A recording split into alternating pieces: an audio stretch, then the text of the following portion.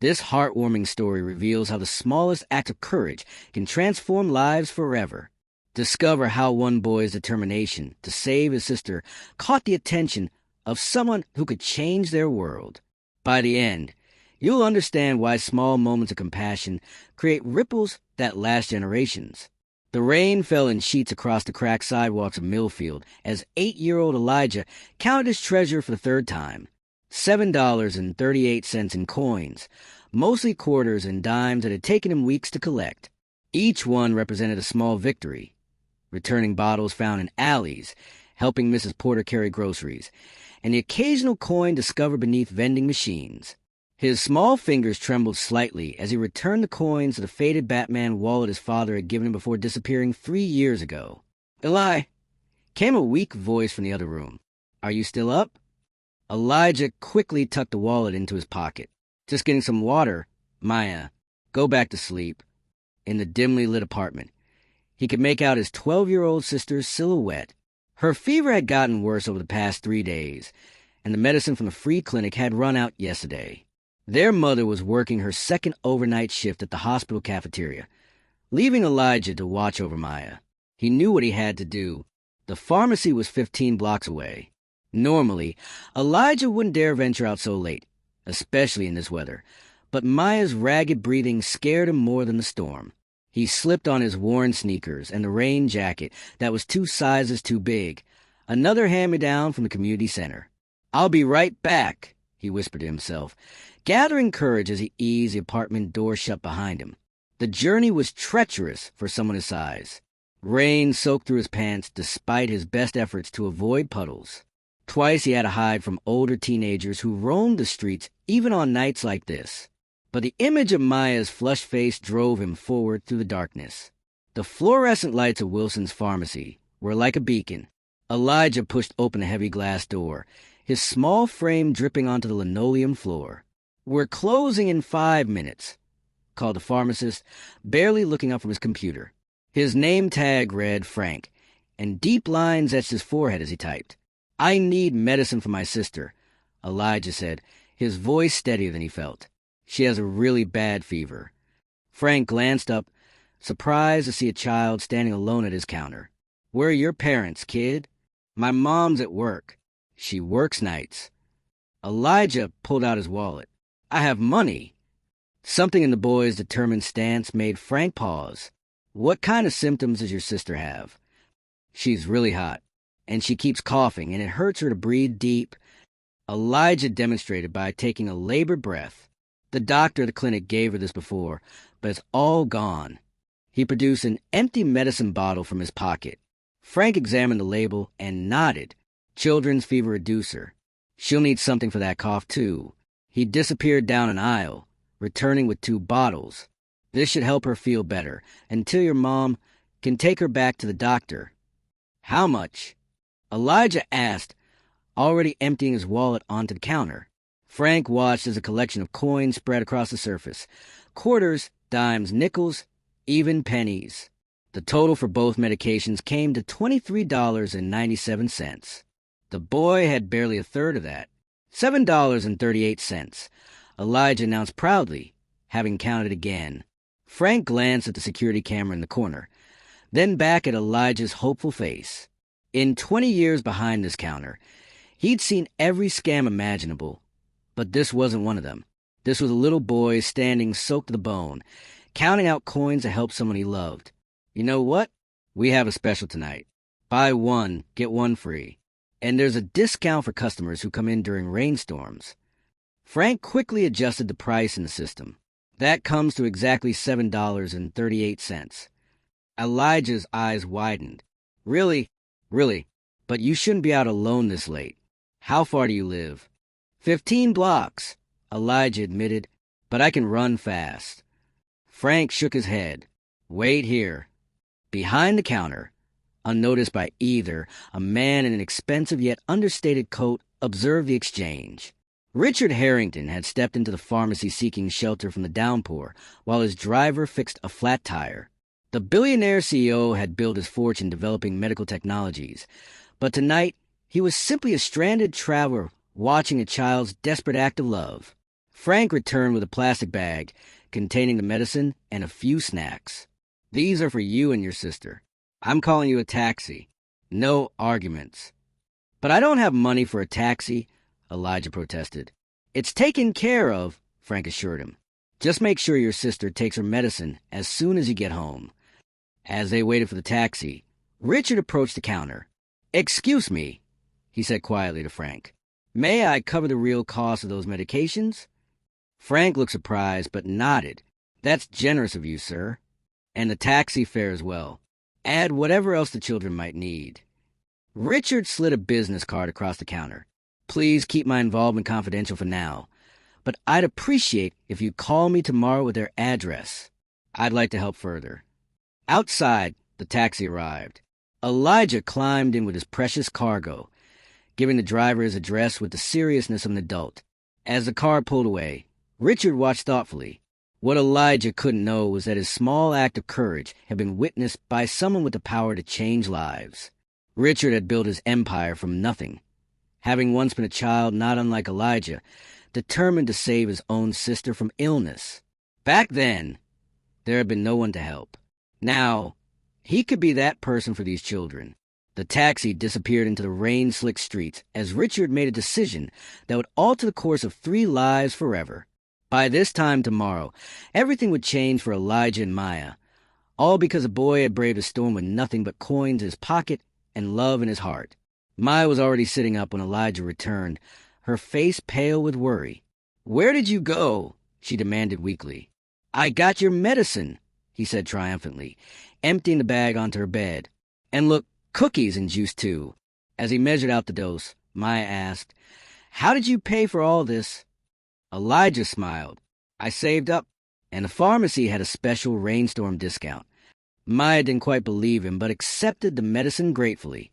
Within an hour, her fever had begun to break, and she drifted into peaceful sleep. Elijah lay awake beside her, listening to her breathing become steadier. He didn't understand why the pharmacist had been so kind, or why a taxi driver had brought him home for free. All he knew was that he had done what needed to be done for his sister. Tomorrow, their mother would return from work, and things would go back to their difficult normal. Or so he thought. What awaited him the next morning would prove that sometimes the universe notices when small hearts perform great acts of courage, and sometimes it sends unexpected angels in response. Morning arrived with shafts of sunlight cutting through the faded curtains of the apartment. Elijah woke first, immediately checking on Maya. Her forehead was cool to the touch, her breathing regular. The medicine had worked its magic overnight. Relief washed over him as he slipped out of bed, careful not to disturb her healing sleep. In the kitchen, he found their mother, Teresa, slumped at the table still in her cafeteria uniform, her hands wrapped around a mug of lukewarm coffee. Dark circles shadowed her eyes, testifying to another exhausting night shift followed by a 2-hour bus commute. She straightened when she saw him. "How's Maya?" she asked, her voice carrying the weight of a mother who couldn't be in 2 places at once. "Better," Elijah said proudly. "Her fever's gone down." Teresa's brow furrowed. The medicine from the clinic was supposed to last until payday. "Did you find more in the bathroom cabinet?" Elijah shifted his weight from one foot to the other. "I got new medicine." Before Teresa could question him further, a knock sounded at the door, unusual for their apartment where neighbors kept to themselves and visitors were rare. Teresa exchanged a puzzled glance with Elijah before rising wearily to answer. A man in a crisp suit stood in the hallway, his presence immediately out of place in the worn building. Behind him stood Frank from the pharmacy, looking uncomfortable in his off-duty clothes. "Mrs. Winters?" the suited man asked. "I'm Richard Harrington." Teresa instinctively pulled her frayed robe tighter. "Can I help you?" The name meant nothing to her, though it adorned buildings downtown and headed charitable foundations. Richard had intentionally left the security detail in the car, wanting this meeting to be as unthreatening as possible. "I believe I can help you," Richard said gently. "May we come in? It concerns your son and what happened last night." Teresa turned to Elijah, who had moved protectively to her side. "What's going on?" "I got Maya's medicine from a store," Elijah explained, pointing to Frank. "But I had enough money, Mom." I promise. Frank stepped forward. Your son walked 15 blocks in the storm last night to buy medicine for his sister. It was the bravest thing I've seen in 20 years behind that counter. Teresa paled, imagining her 8-year-old navigating the dangerous neighborhood alone at night. Elijah, you should have woken me when I got home. You were so tired, he said simply. Richard watched the exchange with deepening interest. In his world of corporate boardrooms and investment portfolios, authentic human connections like these had become rare. Mrs. Winters, Richard interjected carefully, I happened to be at the pharmacy last night when your son arrived. The determination he showed, it reminded me of myself at his age. Teresa invited them to sit in the small living area, apologizing for the modest surroundings. The furniture was clean but worn, the walls decorated with children's artwork carefully framed in cardboard, signs of dignity preserved against difficult circumstances. I grew up not far from here, Richard continued, surprising them. My sister had chronic asthma. Our mother worked multiple jobs. Just like you. One night, when my sister couldn't breathe and no one was home to help, I tried to save her. His voice grew quiet. I was too late. The medication was too expensive, the hospital too far. A painful silence filled the room. Maya had awakened and now stood in the bedroom doorway, listening intently. That loss changed the course of my life, Richard said. I promised myself that one day, no child would have to make the choice your son faced last night. That's why I built Harrington Medical Technologies. Teresa's eyes widened as recognition dawned. You're that Harrington? Richard nodded. Your son succeeded where I failed. He saved his sister. And in doing so, he reminded me why I started my company in the first place. Elijah moved to stand beside Maya, instinctively protective. Are we in trouble? Quite the opposite, Richard smiled. I want to help your family. Not charity and opportunity. He explained that his foundation had a program designed to support promising young people and their families. It would provide comprehensive health care for Maya, educational opportunities for both children, and stable employment for Teresa that would utilize her existing skills while offering advancement potential. The program includes housing assistance as well, Richard continued, watching their expressions carefully. There's a building my foundation recently renovated near the hospital. Safer neighborhood, better schools. Teresa's eyes welled with tears, a complex mixture of hope and wariness. Years of broken promises and systems designed to fail families like hers made trust difficult. Why us? She asked directly. There are thousands of families struggling in this city. Richard appreciated her forthrightness. Your son showed extraordinary character last night. That kind of determination and love deserves support. But more than that, meeting you has reminded me that my foundation's approach needs to change. We've been providing resources without building relationships. He leaned forward. What happened with Elijah and Maya isn't just about helping one family. It's about creating a model that recognizes the capabilities already present in communities like this one. You're not starting from zero. You're starting from strength and determination. My resources can help remove barriers, but your family's resilience is the real foundation. Maya stepped forward, her voice still raspy from illness. Would we have to leave our friends? Our school? Richard shook his head. The apartment building is close enough that you could stay in your current school if you prefer. This isn't about uprooting your life. It's about giving you more choices. Teresa remained guarded. What's expected in return? A fair question, Richard acknowledged. I'd like Elijah and Maya to participate in a mentorship program at my foundation. Their perspectives would be invaluable in reshaping how we approach community support. And perhaps someday, they might help lead those efforts themselves. Frank, who had remained quiet throughout, finally spoke. Mrs. Winters, I've lived in this neighborhood my whole life. I've seen promises come and go. But there's something different here. Your son changed something last night, not just for your family, but maybe for this whole community. Outside, the morning had brightened. Through the window, they could see children playing in the small community garden that residents had carved from an abandoned lot. Despite limited resources, the neighborhood had created beauty and possibility. I need time to think, Teresa said finally. This affects all of us. Of course. Richard stood respectfully. Here's my direct number.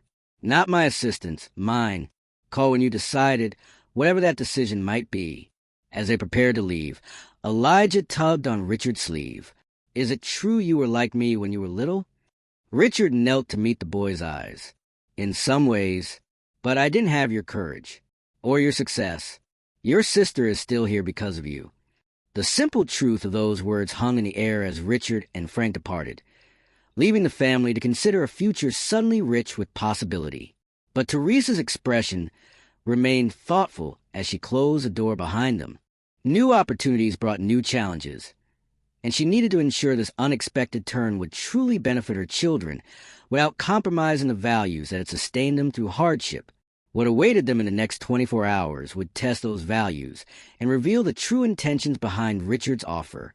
For Elijah and Maya, the world had expanded overnight, but the most important lessons were yet to come. The apartment felt different after Richard and Frank departed, as if the walls themselves had expanded with possibility. Teresa gathered her children at their small kitchen table, the place where they had weathered countless storms together, both literal and figurative. I need to hear what you both think, she said, honoring their voices in this family decision. This affects all of us. Maya traced a finger along a crack in the tabletop. Could I really get the medicine I need without you working extra shifts? Elijah kicked his legs thoughtfully. Would you be home more, Mom? Their questions pierced Teresa's heart. She had always tried to shield them from adult worries, but children see everything. They had been counting her absences, calculating the cost of Maya's health in lost bedtime stories and empty chairs at school events. That's what Mr. Harrington promised, Teresa acknowledged. But promises from powerful people often come with hidden costs. We need to be careful. Over homemade soup that afternoon, the family weighed their options. Teresa called her closest friend, Loretta, from the apartment down the hall for advice. Loretta had lived in the neighborhood for 30 years and had seen community initiatives come and go. I know that Harrington Foundation, Loretta confirmed, settling into the worn armchair. They renovated the community center over on Westfield. Did it right, too. Hired local people for work and kept asking what the neighborhood actually needed instead of telling us. This testimony carried weight. In their experience, outside help often arrive with predetermined solutions that fail to address real needs. Later that evening, Teresa called the number Richard had left. Instead of reaching an assistant, she was surprised when he answered himself. Mrs. Winters, I've been hoping to hear from you. Before we make any decision, Teresa said firmly, we'd like to meet with other families who participated in your program, and I'd like to see this apartment building myself. Richard's response came without hesitation. Absolutely. Tomorrow morning works for me if it does for you. I'll arrange for you to speak privately with several families without me present. The next day brought new perspectives. The apartment building wasn't luxury housing that would eventually price them out. It was a thoughtfully renovated older building with reasonable, income-based rent. The families they met spoke candidly about both the benefits and challenges of the program. They don't just throw resources at you and disappear, explained Carmen Rodriguez, a single mother of 3 whose oldest was now attending college on a foundation scholarship. They build relationships. My daughter has a mentor who's been with her for 6 years now. What struck Teresa most was how the families maintained their dignity and independence while accessing new opportunities. The foundation's approach centered on removing barriers rather than creating dependence. That afternoon, Richard invited them to visit his company headquarters. Both children pressed their faces against car windows as they entered downtown, a part of their own city that had always seemed as distant as another country. At Harrington Medical Technologies, they were surprised to be led not to a formal conference room, but to a sunny space filled with plants and comfortable furniture. This is our community advisory room, Richard explained, where we learn from the people we serve. As they talked, Teresa noticed something shift in Richard's demeanor when he interacted with her children. There was a vulnerability that hadn't been visible the day before. May I share something personal with you? He asked Teresa during a moment when the children were exploring the room's interactive display about medical innovations. She nodded, curious. When I lost my sister, something in me broke, he admitted quietly. I built this company with her memory as motivation, but somewhere along the way, I became disconnected from the very communities I wanted to help. Meeting your son, seeing his determination, it reminded me why I started this work. So we're some kind of inspiration project? Teresa asked, her tone direct but not unkind. Richard shook his head. You're a reminder that I've been approaching things backward. The solutions for communities don't come from boardrooms. They come from recognizing and supporting the strength already present in families like yours. He hesitated. There's something else. The adoption mentioned in the media. It's not what you might think. I'm not looking to replace your family structure. What I'm proposing is legal guardianship alongside you, providing additional security for Elijah and Maya's future while respecting your primary role as their mother. Teresa's eyebrows raised. That wasn't mentioned yesterday. I didn't want to overwhelm you with everything at once, Richard acknowledged. But after meeting your children again today, I wanted to be completely transparent about what I'm offering. The legal arrangement would ensure that if anything happened to Teresa, the children would have security. It would also provide immediate access to health care, educational opportunities, and financial stability, while leaving day-to-day parenting decisions firmly in Teresa's hands. Why would you do this for children you just met? Teresa asked, the question that had lingered since his appearance at their door. Richard looked toward Elijah and Maya. Because 30 years ago, I was that boy counting coins for medicine. But I didn't have what your son has, the courage to act and the good fortune to succeed.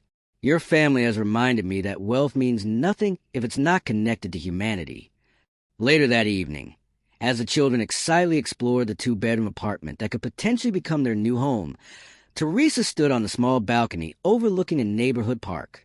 The distance between this life and their current one seemed both vast and surprisingly small, separated only by barriers of opportunity rather than capability. What do you think? Richard asked, joining her. I think there are thousands of families in this city with children just as deserving as mine, she answered honestly. Richard nodded. You're right. That's why I'm establishing a new community initiative based on what I've learned from your family. We're calling it the Millfield Opportunity Network, supporting families throughout your current neighborhood while preserving the community connections that sustain you. He explained how local businesses like Frank's Pharmacy will become partners, how the program will create pathways to education and employment while addressing immediate needs like healthcare access. Your son's late-night journey for medicine won't just change 2 lives, Richard said. It's already changing how we approach community investment. We want to work with neighborhood leaders like you to build something sustainable. Teresa looked surprised. Like me? We need someone who understands the real needs of Millfield families to help direct resources effectively. Your perspective would be invaluable, and it comes with a staff position at the foundation if you're interested.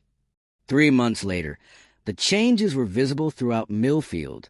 The Winters family had accepted the new apartment and Teresa's position with the foundation, but they frequently returned to their old neighborhood.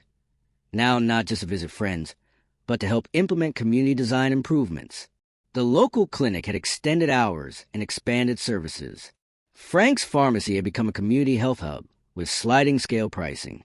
The abandoned building on the corner was being transformed into a youth opportunity center with input from neighborhood teenagers, including Maya. And Elijah, he had started a Kids Helping Kids program at his school, teaching other children how small actions could create big changes. The coins he had counted that rainy night had multiplied into investments throughout the community. On the 1-year anniversary of that stormy evening, the family gathered with neighbors both old and new to celebrate the opening of the Millfield Medical Access Center. As Teresa cut the ribbon alongside Richard, she reflected on how her children's lives had transformed. Yes, they had more material security now, but the real change was in how they saw themselves, as agents of transformation rather than victims of circumstance.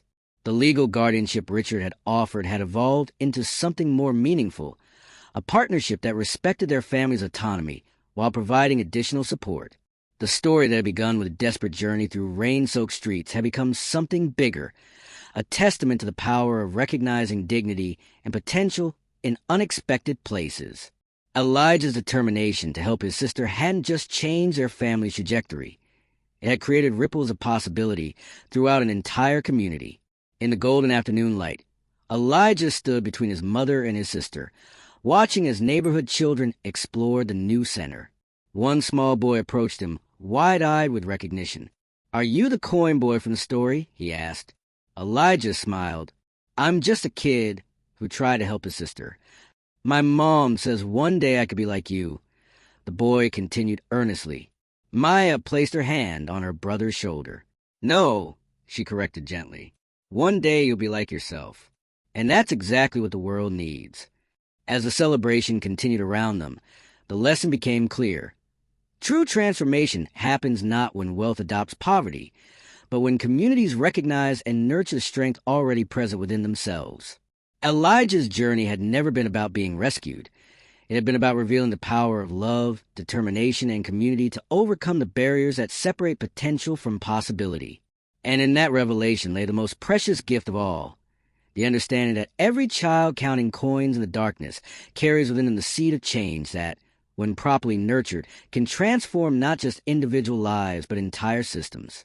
For Richard Harrington, billionaire and benefactor, the greatest wealth had come from the humblest source, a child who refused to accept limitation when someone he loved was in need. In saving each other, they had begun to save much more.